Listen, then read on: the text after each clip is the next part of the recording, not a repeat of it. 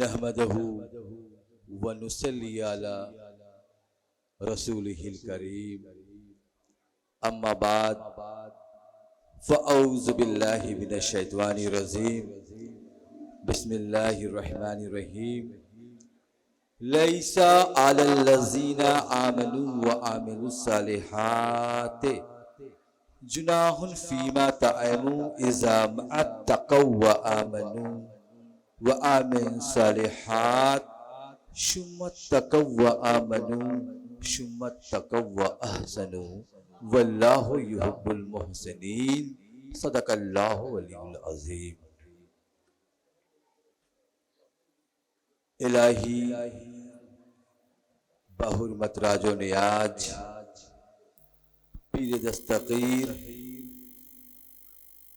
हजरत सैयद शाह वारिस अली कादरी अबुल वलाई मुनअमी फिरदौसी रहमतुल्लाह अलैह, मोहतरम बुजुर्गों व दोस्तों व दीगर हजरात, वाबिस्तगान हक अहले सुन्नत व जमात, अस्सलामु अलैकुम। अल्लाह रब्बुल इज़्ज़त का बेशुमार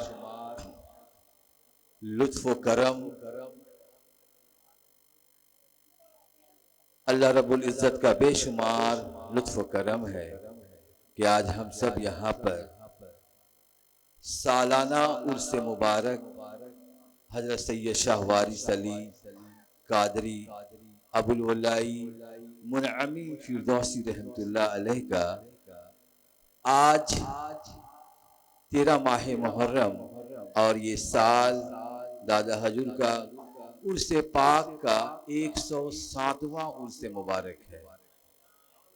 107 ईयर्स, एक तारीखी दिन है आज।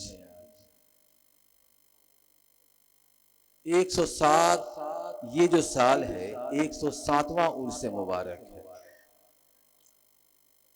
आइए सबसे पहले अपनी गुफ्तगू को शुरू करने से पहले सबसे पहले ताजदार मदीना अहमद मुख्तार मोहम्मद मुस्तफ़ा सल्लल्लाहु अलैहि वसल्लम की बारगाह में दरूद शरीफ का नजराना पेश कीजिए। अल्लाहुम्मा सल्ली अला मुहम्मद व अला आलि मुहम्मद व बारिक व सल्लिम सलातन व सलामन अलैका या रसूलल्लाह सल्लल्लाहु अलैहि वसल्लम। दादा हजूर की शान में उनके खलीफा सूफी शाह रहमतुल्लाह अलैह आपके खुलफाओं में से एक खलीफा है जिनका मजार अक़दस टीटागढ़ की सरजमीन कब्रिस्तान में वाक़ा है। आप अपने पीर मुर्शिद की शान में फरमाते हैं कि मकबूल रब्बे अकबरी, मकबूल रब्बे अकबरी वारिस अली ईटागढ़ी, मकबूल रब्बे अकबरी वारिस अली ईटागढ़ी है आप शान हैदरी, है आप शान हैदरी वारिस अली ईटागढ़ी। कूचा तेरा राहत फिजा, ये जो कूचा है राहत फिजा है। कूचा तेरा राहत फिजा और रोजा तेरा दारुशिफा, ये वो रोजा मुबारक है जहां पर शिफा, लोगों को शिफा मिलता है। रोजा तेरा दारुशिफा, कूचा तेरा राहत फिजा, रोजा तेरा दारुशिफा और खादिम तेरे जिन्नो परी वारिस अली ईटागढ़ी। अभी अभी शोरा भाई फरमा रहे थे कि इंसान तो इंसान, आपसे बैत होने का शर्फ जिन्नातों को भी हासिल है। उन्होंने जो बात कही है ये 100% 100% बिल्कुल सही बात है। और उनके एक लड़के जिनका नाम उस्मान गनी है, दादा हजूर का एक लड़के उस्मान गनी के नाम से है उनका नाम। तो उनका जो नाम है उस्मान गनी, वो दादा हजूर के एक मुरीद, जिन्नातों में एक मुरीद का नाम था उस्मान गनी। तो उनकी नाम से मुनासबत दादा हजूर अपने बेटे का नाम उस्मान गनी रखे। दादा हजूर की जो शान है ये कोई मामूली शान नहीं है। आपको जो मकाम हासिल है वो कोई मामूली मकाम नहीं है, फनाफी शेख का मकाम हासिल है। यानी ये वो मकाम है जो चुनिंदा मुरीदों को ये मकाम अल्लाह रब्बुल इज़्ज़त ने अता किया है, जिसमें से एक दादा हजूर भी शामिल है। असल में क्या है कि जब मुरीद अपने शेख में फना हो जाता है तो उसे वो मकाम मिलता है, फनाफी शेख। अब इस बात की क्या तस्दीक है कि वाकई में आप फनाफी शेख हैं, तो जान लीजिए आज 13 माह मुहर्रम है, मुहर्रम की 13 तारीख उनके पीर मुर्शिद का वसाल भी मुहर्रम की 13 तारीख को हुआ था। यानी तारीख 13 तारीख आपके पीर मुर्शिद का और 13 तारीख आपका भी। दिन जुमेरात आपके पीर मुर्शिद का भी और दिन जुमेरात आपका भी। महीना माह मुहर्रम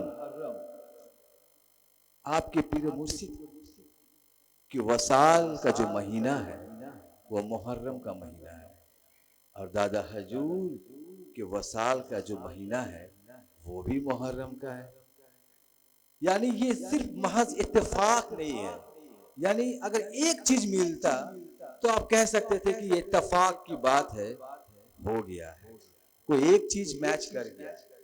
लेकिन तीन चीजों का बैक वक्त मैच कर जाना, दिन जुमेरात, तारीख 13 तारीख और महीना मुहर्रम, ये तीन चीज दादा हजूर का अपने पीर के वसाल के साथ बिल्कुल मैच कर गया है। तो ये उन्होंने जमाने वालों को दिखा दिया कि देखो ये जो मकाम है फनाफी शेख, जब मुरीद अपने पीर में फना हो जाता है तो उसे फनाफी शेख कहते हैं। और जब फिर मुरीद फनाफी शेख के मुकाम पर पहुंच जाता है तो फिर फनाफी रसूल हो जाता है, फनाफी रसूल।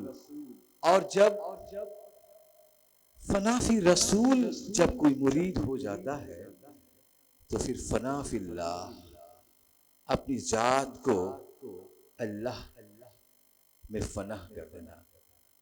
और फिर जब वो बंदा, जब वो मुरीद अल्लाह की शान में, अल्लाह की जात में अपनी जात को फना कर देता है, फना फिल्लाह हो जाता है, तो आखिरी जो मंजिल है बका बिल्लाह, फिर वो मुरीद बका की मंजिल को तय कर लेता है। कहिए सुभान अल्लाह। तो ये जो मकाम है दादा हजूर का, ये बहुत बड़ा मकाम है, ये कोई मामूली मकाम नहीं है। आप का जो आबाई वतन है, असल में आपका आबाई वतन बिहार शरीफ, छज्जू मोहल्ला, उस मोहल्ले का नाम है छज्जू मोहल्ला। बिहार शरीफ के रहने वाले हैं और अपने पीर मुर्शिद इस्लामपुर, उनके पीर मुर्शिद इस्लामपुर में रहते हैं। और इस्लामपुर और बिहार शरीफ में दादा हजूर का जो मकान है, वो जो डिफरेंस है 15 से 20 किलोमीटर है।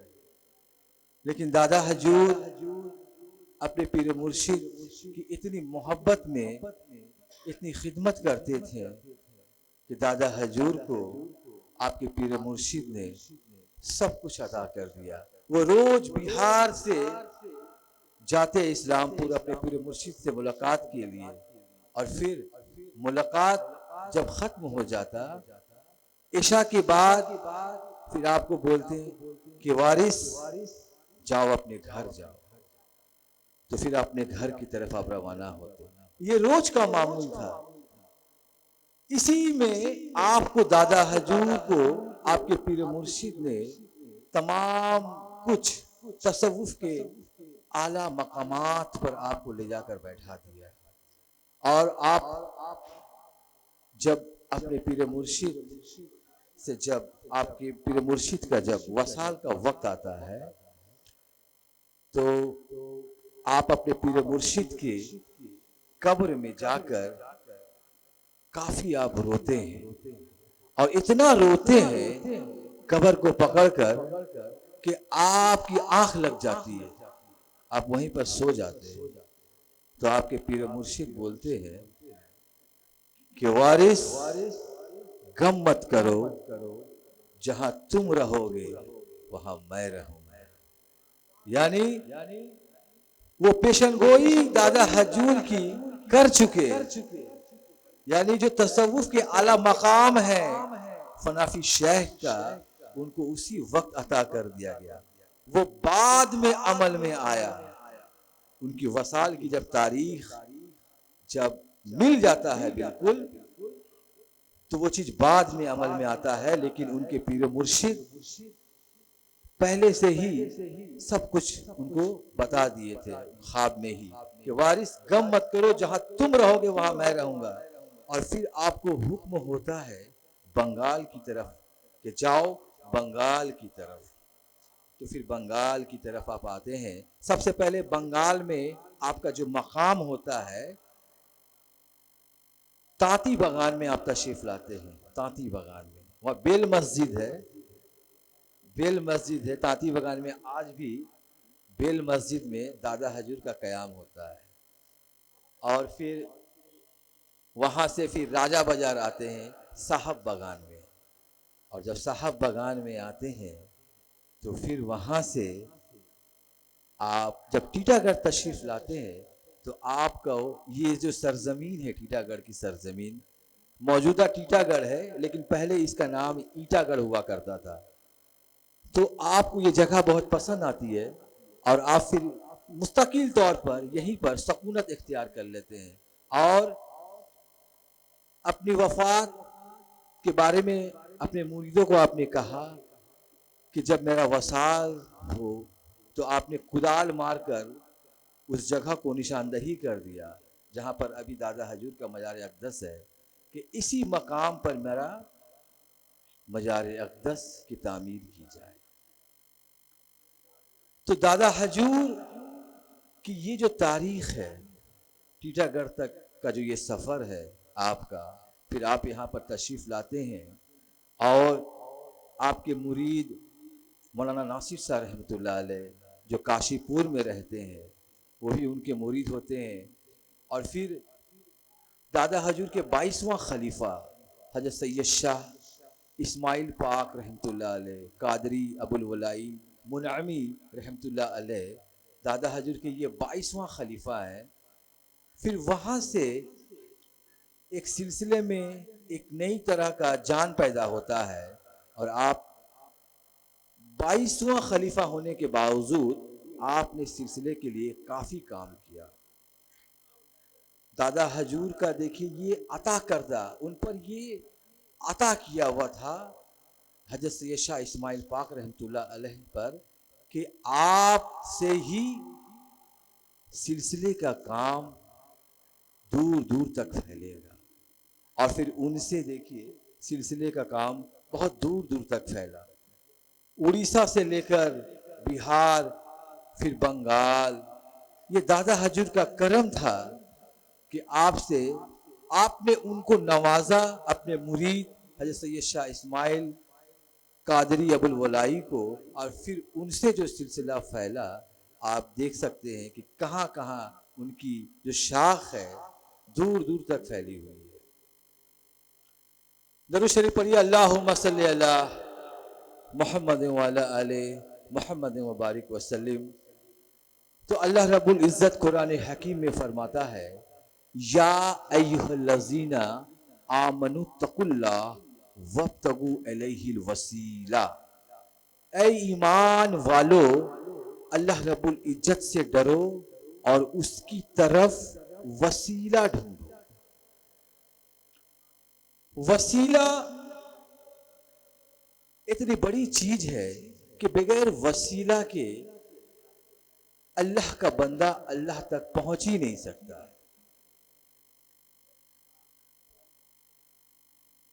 वसीला, इस बारे में कुरान हकीम में अल्लाह रब्बुल इज़्ज़त फरमाता है कि फ़ाउलाइका मअल्लज़ीना, फ़ाउलाइका मअल्लज़ीना अनअमा अल्लाहु अलैहिम मिनन नबिय्यिना व सिद्दीक़ीना व शुहदाए व सालिहीन। यानी वसीला जो है, चार मुकद्दस जमात हैं, इनके वसीले से अल्लाह का बंदा अल्लाह तक पहुंच सकता है। अल्लाह रब्बुल इज़्ज़त को जब खिताब करना होता है तो वो डायरेक्ट खिताब नहीं करता है, पैगंबरों को भेजता है। इस दुनिया में तकरीबन 1,24,000 पैगंबर इस दुनिया में तशरीफ लाए और सबों का मिशन एक ही था, दावत, तबलीग और तालीम। अल्लाह रब्बुल इज़्ज़त डायरेक्ट अपने बंदों से खिताब नहीं किया।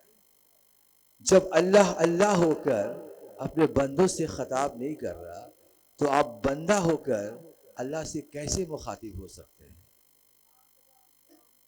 ये सोचने वाली बात है।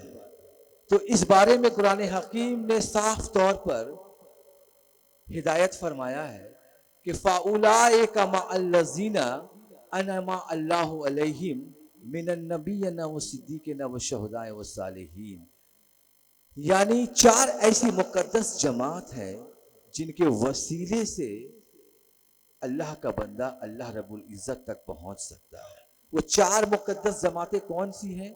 पहली जो जमात है मिनन नबिय्यिना, यानी अल्लाह रब्बुल इज़्ज़त ने इस दुनिया में जो 1,24,000 पैगंबर इस दुनिया में तशरीफ लाए, सबों का मिशन एक ही था, दावत हक की तरफ बुलाना, अल्लाह की वहदानियत का इकरार लोगों को कराना और एक अल्लाह की परस्तिश करवाना। ये उनका मिशन था। तो ये अल्लाह रब्बुल इज़्ज़त नबी के जरिया खुद तक अल्लाह रब्बुल इज़्ज़त अपना रास्ता दिखाया कि इंसान, अल्लाह का बंदा नबी के बताए हुए रास्ते से चलकर अल्लाह तक पहुंच सकता है। तो पहली वो जो जमात है मिनन नबिय्यिना, नबियों की जमात। उसके बाद सिद्दीकों की जमात, सिद्दीकों की जमात के जरिया भी अल्लाह का बंदा अल्लाह तक पहुंच सकता है। तीसरी जो जमात है शुहदाए कराम की जमात है। ये वो शख्सियत है जिनके जरिए से अल्लाह का बंदा अल्लाह तक पहुंच सकता है। और चौथी वो जमात है सालेहीन की जमात है। सालेहीन यानी औलियाए कराम की जमात है।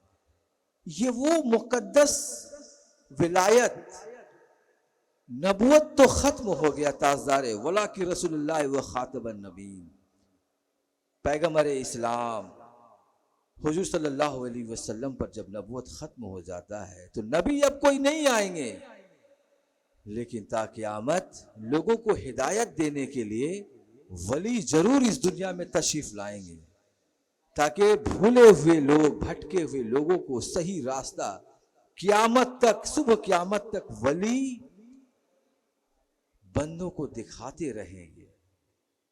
अल्लाह रब्बुल इज़्ज़त तक का रास्ता जो है, वली एक ऐसी ज़ात है जो सुबह क़यामत तक उनकी ज़ात लोगों को हिदायत देता रहेगा।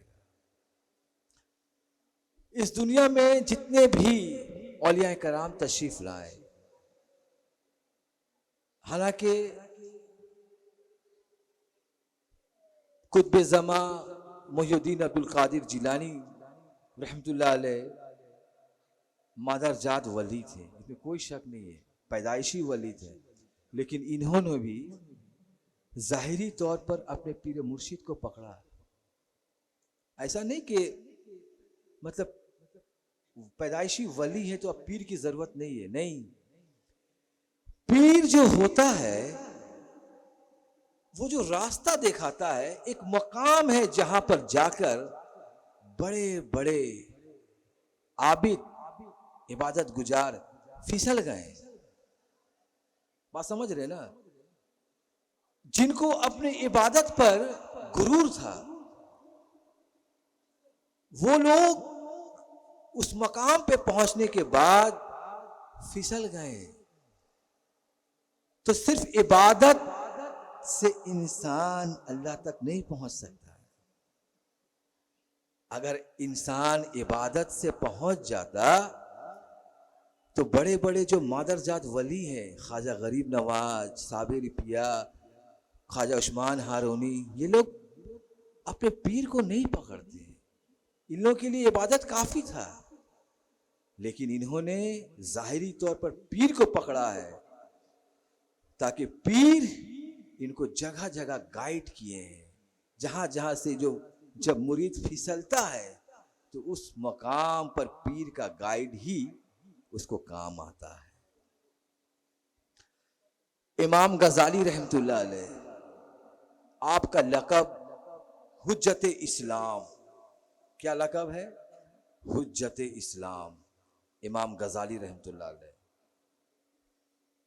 बहुत अपने वक्त के बहुत बड़े आलिम थे।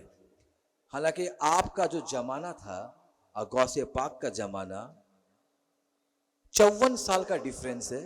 54 साल इमाम गजाली रहमतुल्लाह अलैह बड़े हैं और गौसे पाक रहमतुल्लाह अलैह छोटे हैं। हम असर कह सकते हैं। तो इमाम गजाली रहमतुल्लाह अलैह देखिए, शरीयत के इतने बड़े इमाम, इतने बड़े आबिद,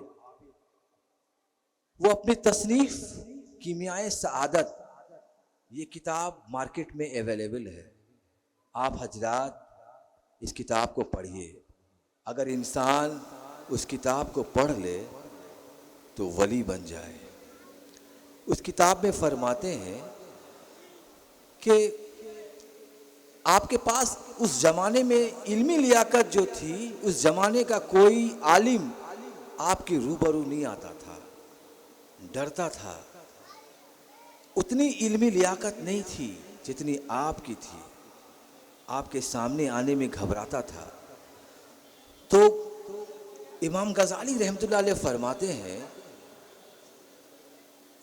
कि मैंने बहुत सी किताबों का मुताला किया, लेकिन मेरा दिल में जो सुकून मिलना चाहिए वो सुकून नहीं मिल रहा था। आप जिस सुकून की तलाश में थे, आप अपनी तसनीफ में फरमाते हैं कि जो सुकून मुझे मिलना चाहिए था वो सुकून नहीं मिल रहा था। तो सुकून के लिए, कल्ब की सुकून के लिए आप अलग अलग मजहब की किताबों का मुताला किए, फिर भी आपको कोई सुकून नहीं मिला, कल्बी सुकून। आप परेशान हो गए कि आखिर माजरा क्या है। मेरे पास तो इल्म का ख़जाना है, ये शान शोहरत, लोगों में इज्जत, किसी चीज़ की कमी नहीं है, आखिर क्या वजह है कि दिल में सुकून नहीं है। तो आप 10 साल गोशा नशीन हो जाते हैं, खलवत गुज़ीनी इख्तियार कर लेते हैं, लोगों की निगाहों से ओझल हो जाते हैं। 10 साल फिर आप लोगों के सामने नहीं आते हैं। तो आप जब बाहर आते हैं 10 साल के बाद, तो आप अपनी किताब में फरमाते हैं कि इन 10 सालों में मुझे एक चीज पता चला एक चीज कि औलियाए कराम, सूफियाए कराम ही मार्फत इलाही की राह पर गामजन है, क्योंकि उनकी सीरत सबकी सीरतों से बेहतर है। इनका तरीका सबके तरीकों से दुरुस्त है। इनका खल्क सबके इखलाक से आला है। तो आप फिर शेख की तलाश में निकल पड़ते हैं, पीर मुर्शिद की तलाश में। तो बिलाखिर आपकी मुलाकात आपके पीर मुर्शिद से होती है। जब होती है तो आप सिर्फ 10 मिनट अपने पीर मुर्शिद की रूबरू बैठे और आप फरमाते हैं कि इन 10 मिनट में जो मुझे कल्बी सुकून मिला, इन 10 मिनट में जो मुझे कल्बी सुकून मिला, वो मैंने ज़िंदगी भर जो मैंने किताबें पढ़ी उसमें मुझे वो सुकून हासिल नहीं हुआ। तो यहाँ पर एक बात समझ में आ गई कि इल्म काफ़ी नहीं है, इल्म के साथ साथ औलियाए कराम से मोहब्बत बहुत ज़रूरी है।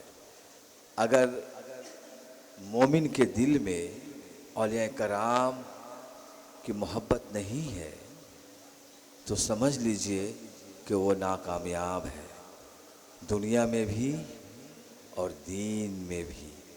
क्योंकि असल कामयाबी उसको उसी वक्त मिलेगी जब वो किसी पीर मुर्शिद का हाथ पर अपना हाथ रखे। अल्लाह रब्बुल इज़्ज़त फरमाता है, इन्नल्लज़ीना युबायूनका इन्नमा युबायूनुल्लाह यदुल्लाहि फ़ौका ऐदिहिम फमन नकाशा फ़इन्नमा यनकुशु अला नफ्सिही वमन औफ़ा बिमा अहद अलैहिल्लाह फ़सायुतीही अजरन अज़ीमा। सिलसिला कादरिया में मुरीद करते वक्त ये आयत पढ़ाया जाता है। मुरीद करते वक्त ये जो हम लोगों का सिलसिला है, मुरीद करते वक्त ये आयत को पढ़ाया जाता है। इस आयत का मतलब क्या है? देखिए कितनी बारीकी है। कुरान हकीम में अल्लाह रब्बुल इज़्ज़त फरमाता है, इन्नल्लज़ीना युबायूनका इन्नमा युबायूनुल्लाह, वो जो तुम्हारी हाथ पर बैत करते हैं वो तो अल्लाह ही का हाथ है। इन्नल्लज़ीना युबायूनका इन्नमा युबायूनुल्लाह, इसका मफ़हूम है वो जो तुम्हारी हाथ पर बैत करते हैं वो तो अल्लाह ही से बैत करते हैं। यदुल्लाहि फ़ौका ऐदिहिम, उनके हाथ पर अल्लाह का हाथ है। फमन नकाशा फ़इन्नमा यनकुशु अला नफ्सिही, और जिसने अहद, फमन नकाशा फ़इन्नमा यनकुशु अला नफ्सिही, और जिसने वो अहद तोड़ा तो उसने अपने बड़े अहद को तोड़ा। वमन औफ़ा बिमा अहद अलैहिल्लाह, और जिसने वो अहद पीर मुर्शिद के साथ जो किया है, यानी वो अहद जिसने वो पूरा किया, वमन औफ़ा बिमा अहद अलैहिल्लाह, और जिसने वो अहद पूरा किया, फ़सायुतीही अजरन अज़ीमा, अल्लाह रब्बुल इज़्ज़त उसे अनकरीब बहुत बड़ा सवाब देगा। तो ये जो बैत है, अल्लाह रब्बुल इज़्ज़त जो बैत का मामला है, अल्लाह रब्बुल इज़्ज़त कुरान हकीम में साफ तौर पर फरमा रहा है। कुरान की ये आयत लोगों के लिए एक समझ है, एक तालीम है, और इस पर अमल करें, अमल करके अपनी ज़िंदगी को कामयाब बनाएं। चूँकि मेरे पास उतना वक्त नहीं है कि इस मौजू पर तफसील से गुफ्तगू करूँ, लिहाजा ये किस्सा लतीफ़ अभी नातमाम है। व आखिरु दावाना अनिल हम्दुलिल्लाहि रब्बिल आलमीन व सल्लल्लाहु तआला अलैहि वसल्लम।